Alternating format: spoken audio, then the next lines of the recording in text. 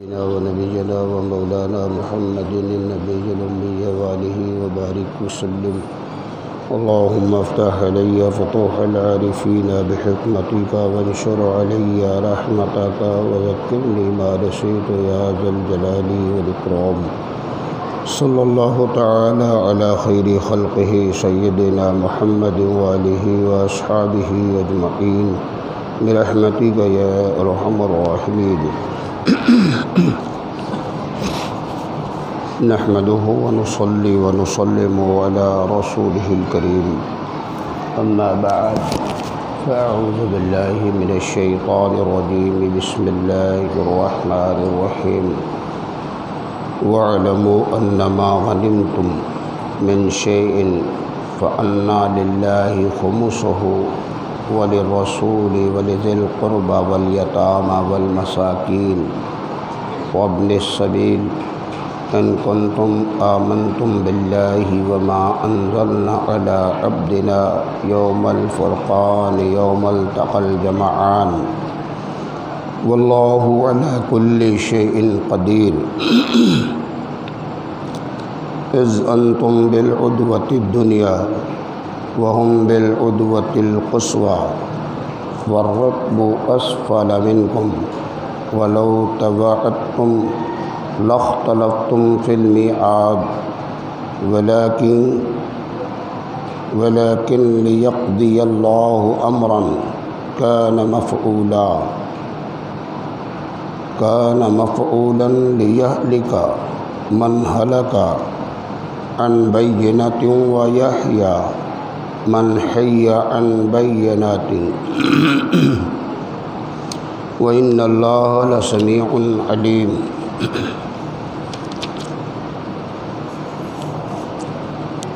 آمنت بالله صدق الله مولانا العظيم وصدق رسوله النبي الكريم ونحن على ذلك لمن الشاهدين والشاكرين والحمد لله رب العالمين. بزم فیض القرآن میں شرکت فرمانے والے احباب ملت و برادران اہل سنت و جماعت، السلام علیکم ورحمۃ اللہ وبرکاتہ. آئیے ہم اور آپ نہایتی عقیدت اور انتہائی محبت کے ساتھ یک زبان و یک خیال ہو کر سرکار دو عالم نور مجسم شفیع امم حضور سراپا نور سرکار احمد مجتبیٰ محمد مصطفیٰ صلی اللہ علیہ وسلم کی بارگاہ بے کس پناہ میں جھوم کر بآواز بلند درود و سلام کا نذرانہ پیش کریں اور سب مل کر پڑھیں اللہم صلی علی سیدنا و نبینا و مولانا محمد النبی الامی وآلہ وبارک وسلم.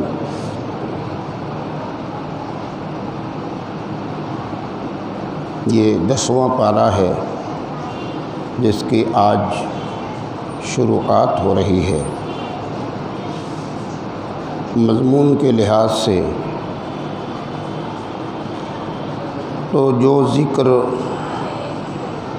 غزوہ بدر کے تعلق سے آپ سنتے چلے آ رہے ہیں اسی کا حصہ اس میں بھی ہے. اور یہاں پہ اللہ تعالیٰ نے مال غنیمت کی تقسیم کا ذکر کچھ ابتدا میں کیا تھا اور یہ بتایا تھا کہ 5واں حصہ وہ اللہ اور رسول کا ہے. وہ 5واں حصہ یعنی مال غنیمت جو ہاتھ آئے. مال غنیمت کسے کہتے ہیں؟ فتح ہونے کے بعد جو کفار و مشرکین کے ساز و سامان نقد و جنس مجاہدین کو حاصل ہوں. اس کی صورت یہ ہے کہ کچھ وہ چھوڑ کر میدان سے بھاگے، کچھ قتل و قتال کے ماحول میں ان کے ہاتھ سے برآمد ہو جائے، یہ ساری چیزیں ان کو مال غنیمت کہتے ہیں۔ اور جنگ کا اصول ہے کہ جب کوئی لشکر غالب ہو تو وہ اس کے ساز و سامان کا حقدار ہوگا، اور یہ بھی کہ جو لوگ ہتھیار رکھ دیں یا ہزیمت میں مشکل میں آئیں تو انہیں قیدی بنایا جائے، گرفتار کیا جائے۔ بعد میں ان پہ الگ حکم نافذ ہوتا ہے کہ انہیں رہائی ملے یا ٹیکس لیا جائے یا جو بھی۔ بہرحال وہ جو ہیں جو جنگ کے دوران مارے گئے اور جو ساز و سامان ان کے ہاتھوں سے برآمد ہوئے، جو قیدی بنائے گئے، ان سب پر مجاہدین اسلام کا ہی قانون چلے گا، اور ان کا قانون وہی ہوگا جو اللہ اور رسول کا حکم ہو۔ تو آپ نے ابتدا میں سنا ہوگا، ذہن میں بات ہوگی، سورہ انفال شروعات ہی اسی سے ہوئی ہے کہ تقسیم کیسے ہو۔ کوئی سوچ رہا تھا کہ ہم نے زیادہ بہادری کی، ہم نے زیادہ محنت کیا، ہم زیادہ حقدار ہیں، یا یہ کہ جس نے جو اپنی طاقت سے برآمد کر لیا وہ اس کا ہو گیا۔ تو ایسا نہیں، بلکہ جس نے جتنا بھی مال و ساز و سامان برآمد کیا ہے ان سب کو اللہ اور اس کے رسول کے درمیان پیش کرنا ہوگا، اور اب وہ تقسیم کریں گے کس کو کتنا دینا ہے، کس کے ساتھ کیا ہونا ہے، یہ انہیں اختیار ہے۔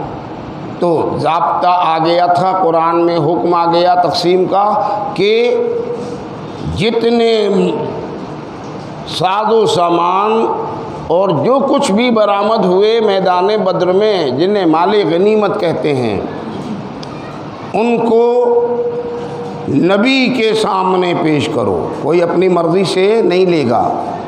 اور یہ بھی خیال رہے کہ یہ قانون صرف میدان بدر اور غزوہ بدر کے لیے نہیں ہے، بلکہ قرآن کا جو فرمان ہوتا ہے لازوالی ہوتا ہے، ابدی ہوتا ہے، لابدی ہوتا ہے، کوئی اس میں اب ترمیم نہیں ہوگی۔ جب جب غزوہ ہو، جب جب موقع آئے، جب جب وہ ہو تو یہی قانون لگے گا۔ کیا قانون ہوگا؟ مال غنیمت کے 5 حصے کیے جائیں گے، جتنا حاصل ہوا 5 حصوں میں تقسیم کیا جائے گا۔ 5واں حصہ یہ بیت المال میں جمع ہوگا۔ دارالخلافہ کے جو نظام ہیں، جو حکومت کے دستور اور آئین ہیں، جو خزانے ہیں، ان میں جمع ہوگا۔ اور اب اس 5ویں حصے کا آگے کیا استعمال ہے، اس کا ذکر یہاں پر ہے۔ یہ تو بات کنفرم ہو گئی کہ 5 حصے مال غنیمت کے تقسیم ہوں گے، 5واں حصہ بیت المال کو دیا جائے گا۔ بیت المال میں جو آ گیا، نبی کی خدمت میں جو آ گیا، اب یہ 5واں حصہ کیا ہوگا، کس کو دیا جائے گا، اس کا مصرف کیا ہے؟ یہاں 10ویں پارے کی شروعات میں اس 5ویں حصے کا ذکر آیا ہے کہ اس 5ویں حصے کو کیا کیا جائے۔ اللہ تعالیٰ نے ارشاد فرمایا، وَاعْلَمُوا أَنَّمَا غَنِمْتُم مِّن شَيْءٍ فَأَنَّ لِلَّهِ خُمُسَهُ وَلِلرَّسُولِ وَلِذِي الْقُرْبَى وَالْيَتَامَى وَالْمَسَاكِينِ وَابْنِ السَّبِيلِ، یہ ذکر آیا کہ اور جان لو کہ جو کچھ غنیمت لو تو اس کا 5واں حصہ خاص اللہ اور رسول اور قرابت والوں اور یتیموں اور محتاجوں اور مسافروں کا ہے۔ یہ قانون آ گیا۔ وہ پانچواں حصہ کس کس کا ہے؟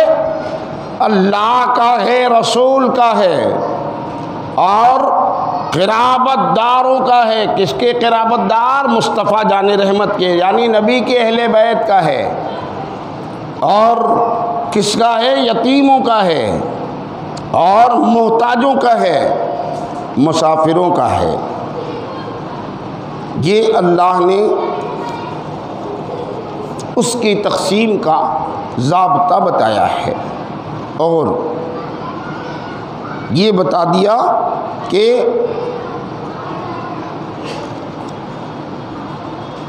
وہ مال غنیمت یہ بھی نہیں کہ کثرت سے آوے مال تو یہ قانون ہو، اور اگر تھوڑا بہت ہلکا پھلکا مختصر میں آ جائے تو اس کا کوئی دوسرا قانون ہو، ایسا نہیں، بلکہ قلیل ہو کہ کثیر، مال زیادہ ہو کہ کم، کچھ بھی ہو، ایک حبہ ہی ملے اس کا بھی قانون یہی ہوگا، اور پہاڑ کے برابر مل جائے قانون یہی ہوگا کہ 5 حصوں میں تقسیم کیا جائے گا، اور وہ 5واں حصہ جو نبی کے لیے ہے اس کا قانون ہے کہ اللہ اس کے رسول کے لیے، قرابت داروں کے لیے، یتیموں کے لیے، مساکین کے لیے اور مسافر کے لیے ہوگا۔ چنانچہ تفسیر میں ہے خواہ قلیل ہو یا کثیر، غنیمت وہ مال ہے جو مسلمانوں کو کفار سے جنگ میں بطریق قہر و غلبہ حاصل ہو، اس کو مال غنیمت کہتے ہیں۔ اور غنیمت 5 حصوں پہ تقسیم کیا جائے، اس میں سے 4 حصے غانمین کے، یعنی جو مجاہدین ہیں، جو لوگ لڑے ہیں، محنت کیا ہے، ان 4 حصوں میں ان سب کو دیا جائے گا۔ 5واں حصہ اللہ اور اس کے رسول، قرابت دار، مساکین اور مسافر کے لیے ہوگا۔ اور اب وہ 5واں حصہ جو اللہ، رسول، قرابت دار، یتیم اور مسافر کے لیے ہے، اس کا ضابطہ یوں بیان کیا گیا کہ غنیمت کا 5واں حصہ جو 5واں ملا ہے، وہ غنیمت کا 5واں حصہ پھر 5 حصوں میں تقسیم کیا جائے گا، یعنی گویا کہ پہلے 5 حصوں میں تقسیم ہوا تھا، اور اب اس 5ویں کو پھر 5 حصوں میں تقسیم کیا جائے گا۔ گویا اس مال کا، مال غنیمت کا یہ 25واں حصہ، مال غنیمت کا 25واں حصہ کو کہلائے گا۔ یہ 5 حصوں میں کون 5 حصوں میں آئے گا؟ وہ جو کہ اللہ، رسول، قرابت داروں کے لیے آیا تھا 5واں، اس 5ویں کو پھر 5 حصوں میں تقسیم کیا جائے گا، اور اب اس کا استعمال کیا ہوگا؟ ان میں سے ایک حصہ جو کل مال کا 25واں ہوا، وہ رسول اللہ صلی اللہ تعالی علیہ وسلم کے لیے ہے، خاص نبی کی پراپرٹی ہوئی، اصل نبی کے لیے خاص، یعنی آسانی کے لیے یوں سمجھا جائے، مال غنیمت جو حاصل ہوا اس کا 25واں حصہ یہ خاص نبی کی ملک ہے، نبی کو ملے گا، نبی اپنی مرضی سے اس کا استعمال کریں، چاہیں تو اپنی ذات پر استعمال کریں، چاہیں تو کسی کو ہیبہ کر دیں، یہ سب ان کی ملک ہوگا۔ ضابطہ دیکھیے اسلام نے کتنا انصاف کیا ہے۔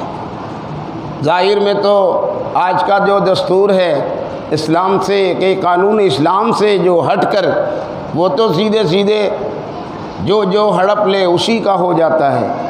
گورنمنٹ چاہتی ہے کہ سب میرا ہے، کوئی چاہتا ہے یہ طرح طرح کے یہ، لیکن اسلام کا انصاف دیکھیں۔ بظاہر عقل کا تقاضا تو یہ تھا کہ جو کچھ جنگ ہو رہی ہے، لڑائی ہو رہی ہے، جو خون بہ رہا، جو نقصانات ہوئے ہیں، جو مجاہدین تلوار لے کر میدان میں آئے ہیں، تو یہ سب تو نبی کے ایمان پر ہوا ہے نا، نبی کی نبی کے فرمان پر ہوا ہے نا، اور نبی نے ہی دعوے نبوت کیا ہے، اور نبی نے ہی اسلام کے کلمے کی دعوت دیا ہے، اس لحاظ سے بظاہر سمجھ میں تو یہی آتا ہے جو حاصل ہو سب نبی کو ہو جائے، جو حاصل ہو سب نبی کے ملک ہو جائے۔ لیکن قرآن نے بتایا، اللہ نے فرمایا سب نبی کو نہ دیا جائے، بلکہ ان کا حق مجاہدین کا بھی ہو، اور ان میں ان کا بھی ہو، پھر نبی کو کتنا دیا جائے؟ تو اللہ نے فرمایا مال غنیمت کا 5واں حصہ پہلے ہو، اور پھر اس 5ویں حصے کو پھر 5 حصوں میں تقسیم کیا جائے، اور اس کا ایک حصہ نبی کی خدمت میں نذر کیا جائے۔ وہ 4 جو بچے تو ایک حصہ نبی کے لیے اور ایک حصہ آپ کے اہل قرابت کے لیے، 3 بچے اس میں سے، اور 3 حصے یتیموں اور مسکینوں مسافروں کے لیے۔ یہ اس کی تقسیم ہو گئی، 3 حصے مسافروں یتیموں کو دے دیا جائے گا، اور اس کا ایک حصہ قرابت داروں کو دیا جائے گا، ایک حصہ نبی کو دیا جائے گا۔ یعنی ڈائریکٹ سارے مال وہ 5واں حصہ، ایسا بھی نہیں کہ ڈائریکٹ سب بیت المال میں ہی جمع کر دیا جائے اور بیت المال کے لحاظ سے پھر اس کا خرچ کیا جائے، ایسا نہیں، بلکہ 5 حصوں میں تقسیم کر کے ایک نبی کو، ایک نبی کے قرابت داروں کو، اور 3 حصے یتیم اور مسکین اور مسافروں کو دیا جائے۔ اب یہ پھر سوال پیدا ہوتا ہے کہ نبی کی ملک میں جو حصہ آیا، جب تک پیغمبر بقید حیات ظاہری ہیں تو وہ نبی کی ملک ہے، اور جب نبی روپوش ہو جائیں اور وہ بچا رہے وہ مال جو غنیمت کا 25واں حصہ ملا تھا، اب اس کا استعمال کیا ہو؟ کیا کوئی بیت المال میں جمع کر سکتا ہے، یا کسی کو اپنی مرضی سے دے سکتا ہے، یا نبی کے ورثاء اس کے حقدار ہو سکتے ہیں؟ یہ لفظیوں اور شیعوں کے لیے قرآنی ضابطہ ہے۔ آپ سب سنتے ہیں نا، ایک بڑا مسئلہ پیدا ہے ان کے ہاں، آج تک چلاتے ہیں اچھلتے ہیں، اور حضرت صدیق اکبر پہ، حضرت سیدنا فاروق اعظم پہ، اور حضرت سیدنا عثمان غنی پر بہتان تراشی کرتے ہیں، تبرہ کستے ہیں، اور یہ کہتے ہیں کہ انہوں نے فاطمہ کا حق مار لیا، حضرت فاطمہ کا حق مار لیا۔ معاذ اللہ، حضرت صدیق اکبر کو گالیاں دیتے ہیں، اور یہ کہتے ہیں کہ صدیق نے معاذ اللہ فاطمہ کا نبی کے گھر والوں کا حق غصب کیا ہے۔ غاصب کہتے ہیں، شرم نہیں آتی؟ جو نبی کا جانشین ہو، جو نبی کا خلیفہ اول ہو، جو نبی کا رازداں ہو، جو نبی کا رفیق محترم ہو، جس کا رتبہ اللہ اور رسول کے درمیان بلند ہو، وہ بھلا کبھی غاصب ہو سکتا ہے؟ غاصب کہہ کر یہ مخاطب کرتے ہیں حضرت صدیق اکبر کی ذات کو۔ کون سا حصہ غصب کیا ہے؟ ان کے کہنے کے مطابق تو وہی ہے کہ وہ باغ فدق کا مسئلہ ہمیشہ چلا، آج بھی شیعہ چلاتے رہتے ہیں، اور یہی بہتان تراشی کرتے ہیں کہ باغ فدق صدیق اکبر نے معاذ اللہ غصب کر لیا، وہ حق تھا حضرت فاطمہ کا، لیکن ان کو نہیں دیا گیا۔ اور یہ خیال رہے کیوں نہیں دیا گیا؟ باغ فدق کا جو واقعہ ہے وہ ایک لمبا واقعہ ہے۔ یہودیوں کی طرف سے حضرت علی کو یہودیوں کے سرغنہ نے، ایک بہت بڑا ایریا تھا، بہت بڑا رقبہ، ایک زمین بہت بڑی، چھوٹا سا کوئی باغ نہیں، بہت بڑے ایریے میں وہ زمین تھی جو یہودیوں نے حضرت علی کو دیا، اور حضرت علی نے بارگاہ مصطفیٰ میں پیش کر دیا، یعنی نبی کو ہیبہ ہوا۔ وہ نبی کی ملک تھی جسے باغ فدق کہتے ہیں۔ تو نبی کی جب ملک ہوئی تو تو نبی کی آنکھیں جب بند ہو گئیں تو قاعدہ تو یہی ہے نا بھائی، باپ کی جائیداد اور مال کا بیٹا وارث ہوتا ہے، تو سیدھے ضابطہ تو یہ بنا کہ نبی کی آنکھیں بند ہو گئیں تو اب باغ فدق ہی ان کی ایک چیز تھی، اور پراپرٹی اور جائیداد اور باغات اور بزنس اور یہ وہ اور کچھ نہیں تھا، صرف ایک تو وہی تھا باغ فدق، ان کی ملک تھی۔ تو عام ضابطے کے تحت، عام قاعدے کے تحت تو یہی تھا کہ اگر نبی وصال فرما گئے تو ان کی بیٹی فاطمہ وارث ہو گئیں، اور ان کی اہلیہ حضرت عائشہ صدیقہ، حضرت ام سلمہ، جو لوگ نبی کے وصال کے بعد بقید حیات رہیں تو ان میں تقسیم ہو جانا چاہیے۔ یہی نا ذہن تو یہی کہہ رہا، اور یہی شیعہ بھی کہتے ہیں، وہ بھی اتنے بڑے غاصب ہیں شیعہ لوگ کہ بات کرتے ہیں صرف حضرت فاطمہ کی لیکن نبی کے ازواج کو بھول جاتے ہیں۔ اگر انصاف کا تقاضا ہے تو تمہیں لڑائی لڑنا ہے تو لڑائی سب کی لے کر چلتے کہ وراثت بیوی کو ملے، وراثت بیٹی کو ملے، لیکن بیوی کا وہ بھی غائب کر دیتے، کبھی ذکر نہیں کرتے کہ ہاں حضرت عائشہ بھی حقدار ہیں، حضرت ام سلمہ بھی حقدار ہیں، ایسا نہیں کہ صرف حضرت فاطمہ۔ تو حضرت فاطمہ کو کہتے ہیں کہ ان کی چیز بنی اور حضرت صدیق اکبر نے انہیں نہیں دیا۔ کیوں نہیں دیا؟ یہ ضابطہ یہاں بیان ہے، اور جب اس فلسفے کو ذہن میں رکھا جائے گا تو برملا کہنا ہوگا صدیق کا فیصلہ ہو، عمر کا مشورہ ہو، عثمان کا کردار ہو، کسی کا ایسا نہیں جو مصطفیٰ کے خلاف ہو، خدا کی مرضی کے خلاف ہو۔ یہ لوگ اللہ رسول کی رضا کے خواہاں ہیں، خود کیسے بانٹ دیں گے؟ اچھا یہ بھی ایک سوال ہے کہ یہ بانٹیں گے کیسے؟ یہ تو وارث ہیں نہیں، نہ حضرت عثمان غنی وارث ہیں اور نہ حضرت فاروق اعظم وارث ہیں اور نہ حضرت صدیق اکبر وارث ہیں۔ نبی کی پراپرٹی میں یہ لوگ وارث نہیں ہیں۔ جب وارث نہیں ہے تو انہیں بانٹنے کا حق کہاں سے آئے گا؟ زیادہ سے زیادہ امیر المومنین ہونے کی وجہ سے، حکمراں ہیں، خلیفہ رسول ہیں، امیر المومنین یعنی گورنمنٹ ہیں، گورنمنٹ لحاظ سے یہ پاور ہے کہ جو حقدار ہے اس کو وہ چیز دے دیا جائے، تو پھر بھی نہیں دیا۔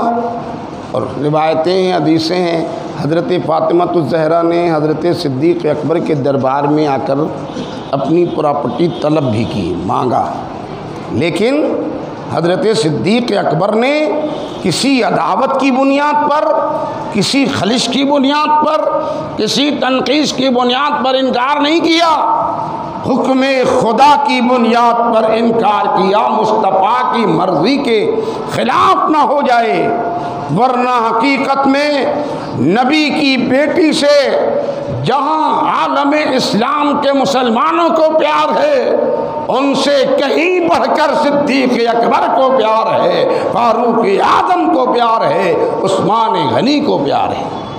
یہ تو لڑائی ان سبوں نے تفرقہ بازی کر دیا۔ وہ یہ لوگ معاذ اللہ ان کے قول کے مطابق کہ یہ لوگ عداوت رکھتے تھے، کینہ رکھتے تھے، حضرت علی سے رکھتے تھے، حضرت فاطمہ سے رکھتے تھے، اور گڑھ گڑھ کے روایتیں پیش کرتے ہیں، جس سے وہ یہ ظاہر کرنا چاہتے ہیں کہ ان لوگوں نے معاذ اللہ نبی کی بیٹی کے ساتھ زیادتی کیا، حالانکہ ایسا نہیں ہے۔ جس کو قرآن عادل کہہ دے، سمجھنے کی چیز ہے نا، قرآن جسے عادل کہہ دے وہ قیامت تک غاصب نہیں ہو سکتا، اور پھر کوئی اگر غاصب تصور کرے تو گویا قرآن پر ایمان نہیں ہوگا، ہے کہ نہیں؟ ان لوگوں کے لیے تو قرآن میں آیت آ چکی ہے نا، اللہ نے ان کو عادل کہا ہے۔ قرآن عادل کہے، آپ کو کیا مجال ہے؟ آپ کو یہ کہاں سے حق مل گیا کہ معاذ اللہ آپ انہیں غاصب کہہ رہے ہیں؟ یہ آپ اپنے ایمان سے، اپنے مذہب سے خود ہاتھ دھو رہے ہیں۔ ان کی شخصیتوں پر آپ کی بہتان تراشی کا کوئی اثر نہ پہلے پڑا نہ آج ہے، نہ قیامت تک ان کی ذاتوں پہ ان باتوں کا کوئی اثر پڑے گا۔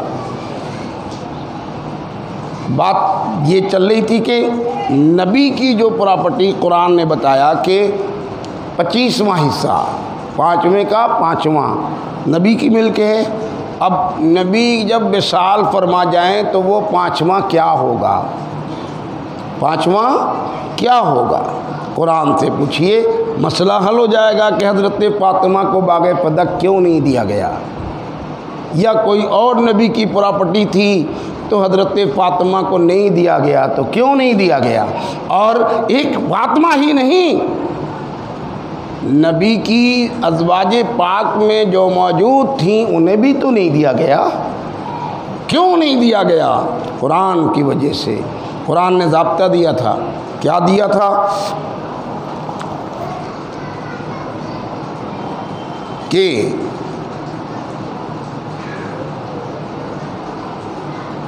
5 حصوں میں تقسیم ہو کر ایک حصہ آپ کے لیے اور ایک حصہ آپ کے اہل قرابت کے لیے اور 3 حصے یتیموں اور مسکینوں مسافروں کے لیے۔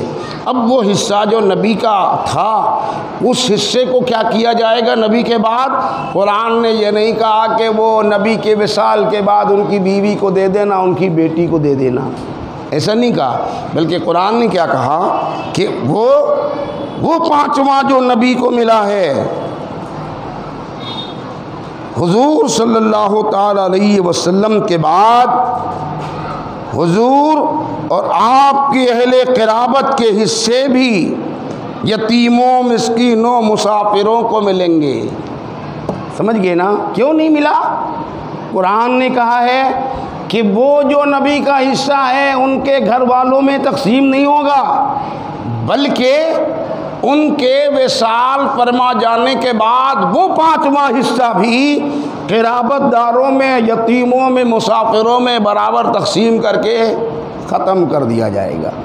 یہی تو صدیق اکبر نے کیا، قرآن کے خلاف کہاں کیا؟ یہی تو فاروق اعظم نے کیا۔ باغ فدق کو عام مسلمانوں کے لیے انہوں نے چھوڑ دیا، قرآن کے مطابق کیا یا قرآن کے خلاف کیا؟ اور وہ لوگ تو محتاج تھوڑی ہیں، ہماری آپ کی طرح ہے بھی نہیں، حضرت فاطمہ نبی کی بیٹی ہیں، وہ یہ زمین جائیداد لے کر کیا کریں گے؟ انہیں اس کی خواہش بھی نہیں تھی، یہ تو آپ اچھالتے ہیں صرف اپنے مفاد کے لیے، ورنہ میرا ذہن کہتا ہے اگر صدیق اکبر فاطمہ کا حصہ دبا رہے ہوتے تو علی خاموش نہ بیٹھتے۔ علی کی شجاعت، علی کی دلیری، علی کی بلند فکری، علی کا علم، علی کا ذہن، علی کی ذکاوت، علی میدان میں آ جاتے نا کہ اے صدیق جانشین مصطفیٰ ہو، امیر المومنین ہو، خلیفۃ المسلمین ہو، اسلام کے قانون کے خلاف تمہارا کوئی قدم نہیں اٹھنا چاہیے، اور قانون اسلام کے خلاف تمہارا کوئی فیصلہ میں تسلیم نہیں کروں گا۔ بولتے نا، بولتے کہ نہیں بولتے؟ اور حضرت فاروق اعظم بھی تھے، حضرت فاروق اعظم تو یوں ہی جلالی ہے نہیں، کتنے بڑے جلالی، ذرا سی بات بھی انہیں گوارا نہیں تھی۔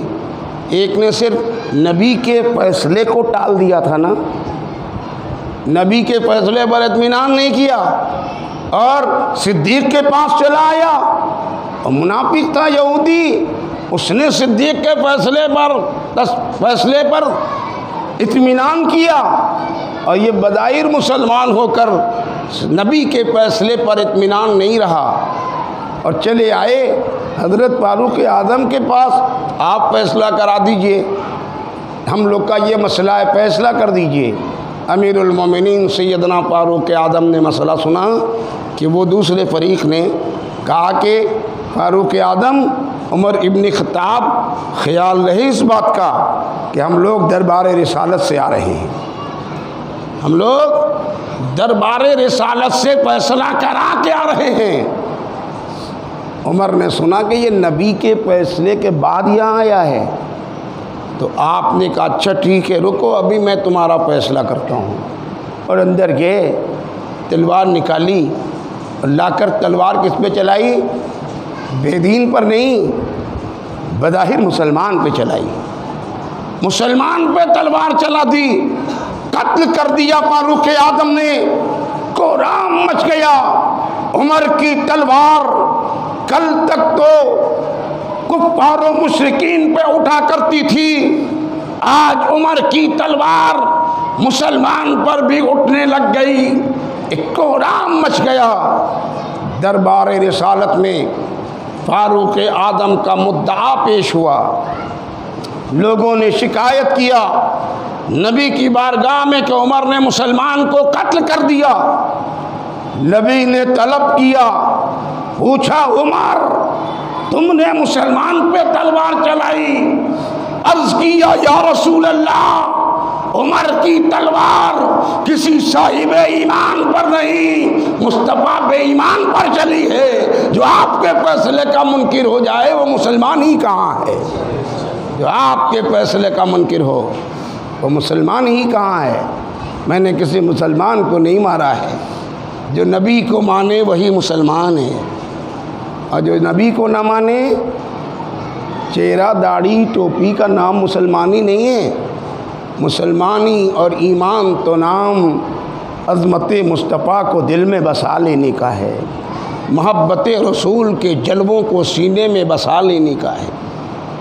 تو نبی نے بھی عمر کی جب بات سنی نا تو نبی نے کوئی حد نہیں جاری کی، کوئی نبی نے فرمان جاری نہیں کیا نہیں عمر تم نے غلطی کر دیا ہے، ایسا کیا نہیں کیا۔ جواب دے دیا عمر نے، یا رسول اللہ آپ نے فیصلہ فرما دیا تھا، آپ کے بعد میرے پاس گیا فیصلہ لینے، آپ کے فیصلے پہ اطمینان نہیں کیا۔ آپ کا فیصلہ تو قرآنی ہوتا ہے، آپ کا فیصلہ تو من جانب اللہ ہوتا ہے، آپ کا فیصلہ تو فیصلہ آپ کا نہیں آپ کے خدا کا ہوتا ہے، اور آپ کے فیصلے کو جو نہ مانے اس پر عمر تلوار نہیں اٹھائے گا تو کیا کرے گا؟ نبی نے تائید فرما دیا۔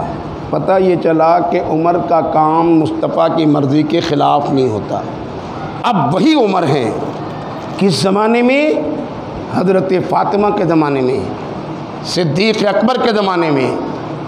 باغ فتح کا مسئلہ دربار میں آیا ہے، صدیق اگر معاذ اللہ دیانت کے خلاف کام کرتے اور وہ حق مار لیے ہوتے تو کوئی سن کر بھلے سہ جاتا، لیکن ذات عمر کبھی نہ سہتی ہے کہ نہیں؟ میدان میں آ جاتے نا، کہہ رہے صدیق نبی کے فرمان کے خلاف کر رہے ہو، قانون اسلام کے خلاف کر رہے ہو، فاطمہ بیٹی ہیں مصطفیٰ کی، ان کا حق نہیں دے رہے ہو۔